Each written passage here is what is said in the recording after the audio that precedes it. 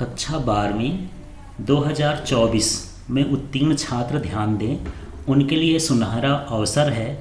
इस एग्ज़ाम के सहारे वे बीए और बीएड साथ में कर सकते हैं, बीएससी और बीएड साथ में कर सकते हैं। ये 4 वर्षीय कोर्स होता है और इसका टेस्ट जो है वो CUET की तरह ही होता है। ये नेशनल कॉमन एंट्रेंस टेस्ट 2024 है। इसको शॉर्ट में NCET बोलते हैं। इसको कैसे आवेदन करना है, इससे फ़ायदा क्या है, ये सारी चीज़ें अभी हम चर्चा करते हैं। तो ये 4 साल का कोर्स होता है और इसमें यदि आपका सिलेक्शन हो जाता है तो जो सेंट्रल की यूनिवर्सिटी हैं, स्टेट की यूनिवर्सिटी हैं और IITs हैं, NIT हैं, RIs हैं और गवर्नमेंट कॉलेज जो BSc BEd और BA BEd कराते हैं, उनमें आप एडमिशन पा सकते हैं। और आपको जो शुल्क है बहुत ही कम शुल्क में आपका ये प्रवेश हो जाएगा और सारी पढ़ाई हो जाएगी। बस आपको ये परीक्षा पास करना पड़ेगा क्योंकि ये परीक्षा नेशनल लेवल की है। अब इसकी डेट क्या है, ये सारी चीज़ें समझते हैं। तो देखिए, ऑनलाइन सबमिशन का जो डेट है वो 30 अप्रैल तक था, लेकिन ये बढ़ करके 15 मई तक हो गया। डेट का ध्यान रखना, आज 11 मई है। 15 मई के बाद फॉर्म नहीं भरे जाएंगे। 15 मई को 11:50 तक आप जो है फॉर्म को भर सकते हैं। तो इस डेट को ध्यान रखना है। अंतिम डेट क्या हो गई, 15 मई 2024 इस डेट को बढ़ा दिया गया है। अब इसमें अलग अलग डेट हैं। फिर इसके बाद यहाँ पर कब तक आप जो है फीस का भुगतान कर सकते हैं, कब तक अपने फॉर्म में करेक्शन कर सकते हैं और आपका परीक्षा केंद्र कब बताया जाएगा। तो ये मई के लास्ट सप्ताह में बताया जाएगा। और आप एडमिट कार्ड जो है 3 दिन पहले डाउनलोड कर सकते हैं। और जो एग्ज़ामिनेशन डेट है, परीक्षा की तिथि है, वह कितनी है, 12 जून 2024 से चालू हो जाएंगी परीक्षाएं। अब जब आप फॉर्म भरेंगे तो फॉर्म भरते समय आपको ध्यान देना है कि ये फ़ीस कितनी है। जनरल के लिए फ़ीस कितनी है, 1200 रुपये। और ये OBC के लिए और EWS, जो जनरल के EWS होते हैं, उनकी फ़ीस कितनी है, 1000। SC ST OBC third gender और जो विकलांग है उनकी फ़ीस कितनी है, 650 रुपये है। अब आपको क्या करना है,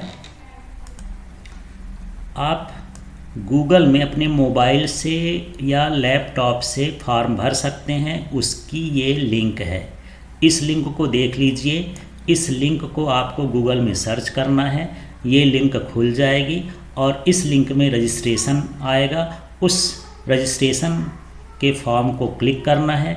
जैसे फॉर्म को क्लिक करेंगे तो जैसे जैसे आपको डिटेल पूछता जाएगा वैसे वैसे आपको डिटेल भरते जाना है। आगे देखेंगे कैसे कैसे भरना है। तो सबसे पहले आप फॉर्म में रजिस्ट्रेशन वाली लिंक में जाएंगे। जैसे रजिस्ट्रेशन करेंगे तो वहाँ पर आपके कुछ डिटेल, नाम वगैरह पूछे जाएंगे। वो नाम पूछने के बाद आपको पासवर्ड बनाने के लिए पूछा जाएगा। तो आप अपना पासवर्ड बना देंगे और पासवर्ड ऐसे बनाना है कि आपको याद रहे, या किसी दुकान में आप भरवाते हैं तो उससे पासवर्ड अपना नोट करवा लेना है। इसके साथ जैसे ही आप रजिस्ट्रेशन करेंगे तो एक एप्लीकेशन नंबर भी आ जाएगा। एप्लीकेशन नंबर और पासवर्ड, इस दोनों चीज़ों को आपको ध्यान रखना है, क्योंकि जब आप ये नंबर और पासवर्ड डालेंगे तभी आपका फिर आगे का फॉर्म खुलता रहेगा। तो ये चीज़ें याद करने वाली हैं। इसको अपने डायरी में या किसी चीज़ में जहाँ पर भी आप अच्छे से नोट कर सकते हैं, नोट कर लीजिएगा। अब इसका दूसरा स्टेप आएगा एप्लीकेशन फॉर्म। तो आप एप्लीकेशन नंबर से और पासवर्ड को डाल करके आप एप्लीकेशन फॉर्म को खोलेंगे। उसको खोलने के बाद आपको पर्सनल डिटेल्स डालना है। पर्सनल डिटेल्स का मतलब आपका नाम, पिता का नाम, माता का नाम, जन्मतिथि, आपका पता क्या है, स्थायी पता क्या है, ये सारी चीज़ें उसमें पूछी जाएंगी। इसके बाद आपका एजुकेशनल क्वालिफ़िकेशन पूछा जाएगा। तो आप एजुकेशनल क्वालिफ़िकेशन में जैसे 12th पास हुए हैं तो 12th पास का उसमें डाल देना है। उसमें आपको पूछेगा कितना % है, कहाँ से आप पास किए हैं, वहाँ पर बोर्ड वगैरह पूछेगा, वो सारी चीज़ें आपको डालना है। इसके बाद यहाँ पर आपको जो प्रोग्राम का सिलेक्शन करना है कि आप जो है BSc के साथ BEd करना चाहते हैं कि BA के साथ BEd करना चाहते हैं, उसको प्रेफरेंस दे करके आपको भरना है। इसके बाद आपको पेपर की डिटेल्स भरना है। पेपर कैसे कैसे होंगे वो आगे डिस्कशन करेंगे, उसमें देखते हैं कैसे पेपर आपको भरना है। इसके बाद यहाँ पर एग्ज़ामिनेशन सिटीज़ देखना है, तो वहाँ पर जब आप लिंक में जाएंगे तो जहाँ जहाँ एग्ज़ाम का सेंटर होगा, जनरली यहाँ जो है भोपाल में सेंटर रहता है, जबलपुर में सेंटर रहता है, तो आप अपने सहूलियत के हिसाब से सेंटर की चॉइस कर लेंगे। इसके बाद आपको डॉक्यूमेंट्स जो हैं अपलोड करना है। उसमें डॉक्यूमेंट्स में क्या क्या अपलोड करना है ये देखिए। यहाँ पर आपका फ़ोटोग्राफ होना चाहिए, ठीक है, आपकी पासपोर्ट साइज़ की फ़ोटो होना चाहिए, साथ में आपका सिग्नेचर अपलोड होगा। इसके बाद यदि विकलांग का सर्टिफिकेट है तो विकलांग का सर्टिफिकेट अपलोड होगा। आपकी जो पासपोर्ट साइज़ की फ़ोटोग्राफी होगी उसके पीछे का बैकग्राउंड सफ़ेद होना चाहिए, आपको मास्क नहीं लगाना है, चश्मा नहीं लगाना है। तो इस तरह से आपको अपना पासपोर्ट साइज़ का फ़ोटो अपलोड कराना है। अब वो जो कंप्यूटर वाले होते बना लेंगे, वो फॉर्मेट कैसा होना चाहिए, जेपीजी या जेपीईजी होना चाहिए, 10 केबी से 200 केबी के बीच होना चाहिए। सिग्नेचर का जो साइज़ है वो 4 केबी से 30 केबी के बीच होना चाहिए। और यहाँ पर यदि आप ये विकलांग सर्टिफिकेट लगाते हैं तो 50 केबी से 300 केबी के बीच का साइज होना चाहिए। ये सारा कुछ अपलोड करने के बाद स्टेप 3 में आ जाएंगे, तो ये क्या रहेगा, फ़ी पेमेंट, पैसा हमको पेमेंट करना है। यदि आप अपने से फॉर्म भर रहे हैं तो नेट बैंकिंग के द्वारा, या आपके पास ATM card, credit card, debit card हो उसके द्वारा, या आप फ़ोन पे, गूगल पे, पेटीएम, ये सारा यूपीआई चलाते हो उसके द्वारा आप जो है पेमेंट कर सकते हैं।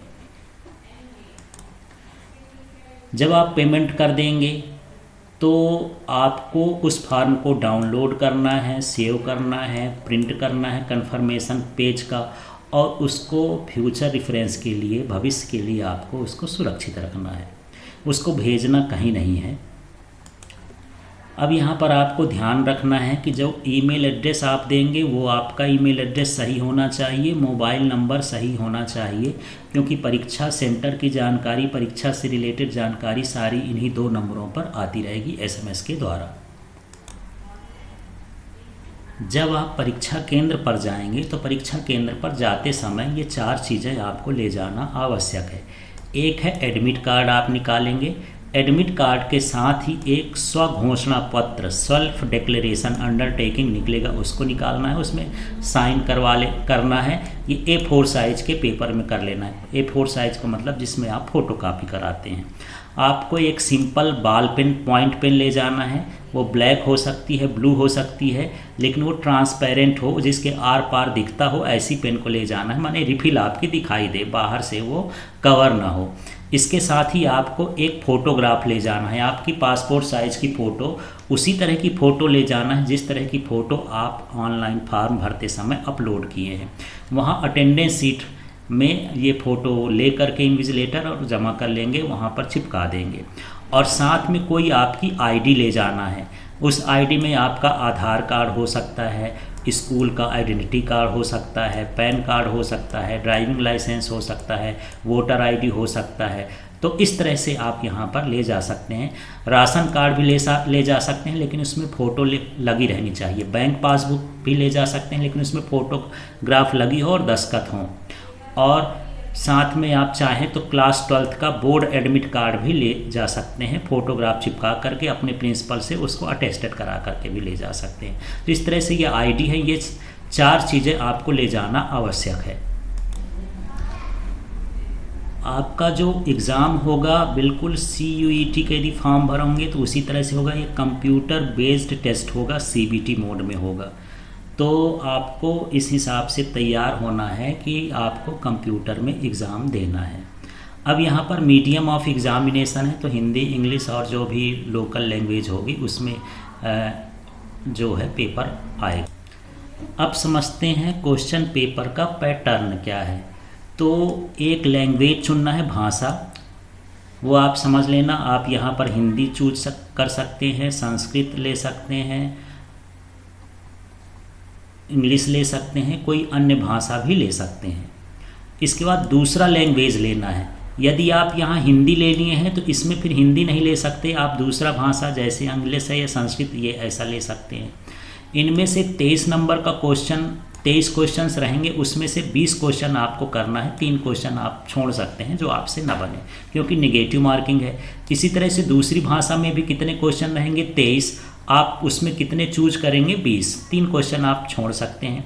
इसके बाद ये टीचिंग एप्टीट्यूड का टेस्ट होगा, तो ये कंपलसरी है, इसमें भी 23 क्वेश्चन रहेंगे और इसमें आपको कितने करना है, 20 क्वेश्चन करना है। इसके बाद ये जनरल टेस्ट है, ये भी कंपलसरी है, ये आपको देना है, ये 28 नंबर का रहेगा, 28 प्रश्न रहेंगे जिसमें आपको 25 प्रश्न अटेम्प्ट करना है। इसके बाद यहाँ पर 1 नंबर 2 नंबर ये 3 सब्जेक्ट आपको चुनना है। जैसे आप बीएससी करना चाहते हैं तो जिससे करना चाहते हैं, जैसे मान लीजिए फिजिक्स केमिस्ट्री मैथ से करना चाहते हैं तो यहाँ फिजिक्स केमिस्ट्री मैथ्स हो जाएगा। यदि आप बायोलॉजी से करना चाहते हैं तो यहाँ जूलॉजी बॉटनी और केमिस्ट्री या फिजिक्स हो जाएगा। इस तरह से यहाँ पर अपने हिसाब से आप जब फॉर्म भरेंगे तो वहाँ पर सब्जेक्ट चूज कर सकते हैं।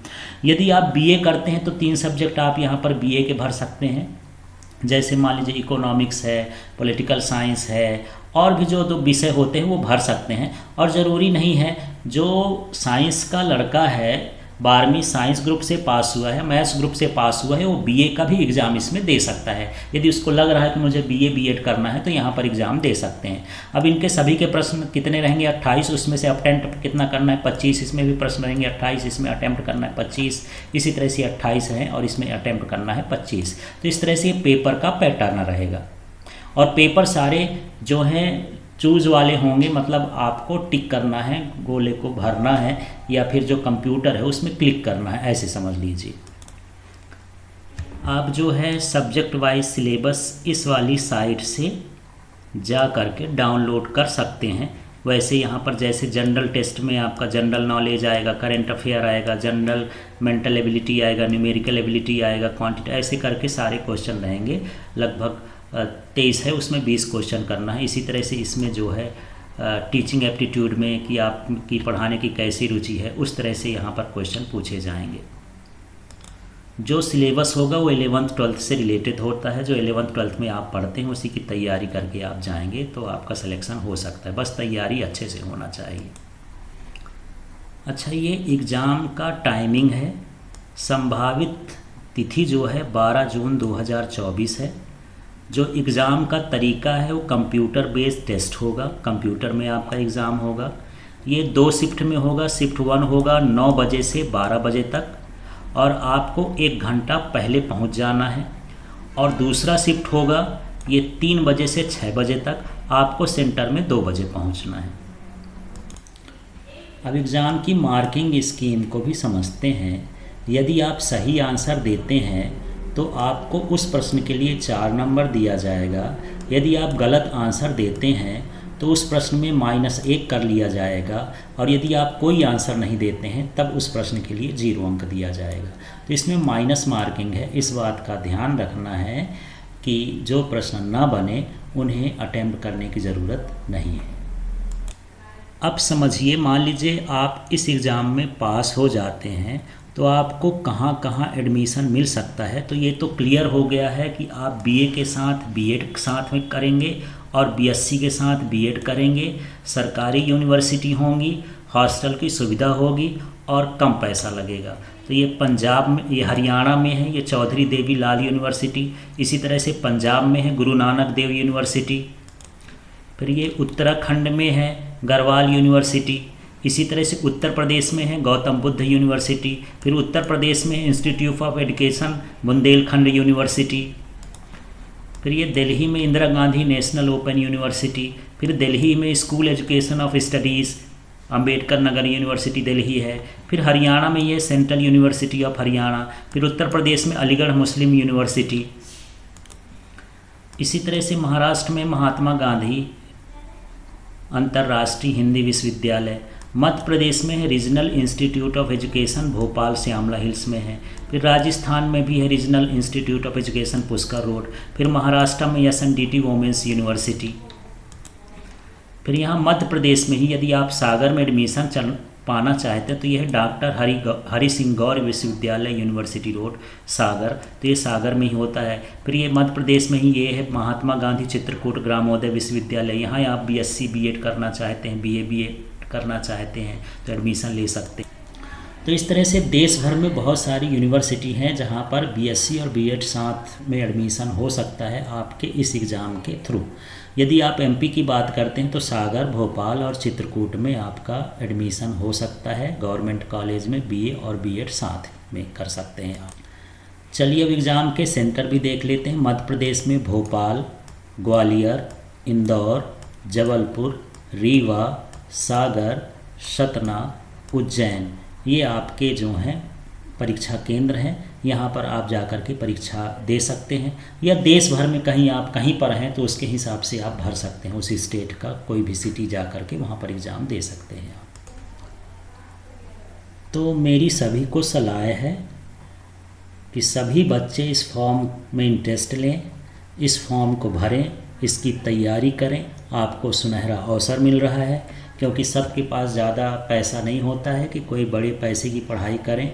इसलिए इससे एडमिशन लें और अच्छा कैरियर बनाएं टीचरशिप में। इसमें आपको बीए और बीएड, बीएससी और बीएड दोनों साथ में कराए जाएंगे और 4 साल में कोर्स हो जाता है। Thank you. आप चाहें तो इसमें जो मैं अभी लिंक बताया था उस लिंक से जा करके आप वहाँ पर सिलेबस डाउनलोड कर सकते हैं।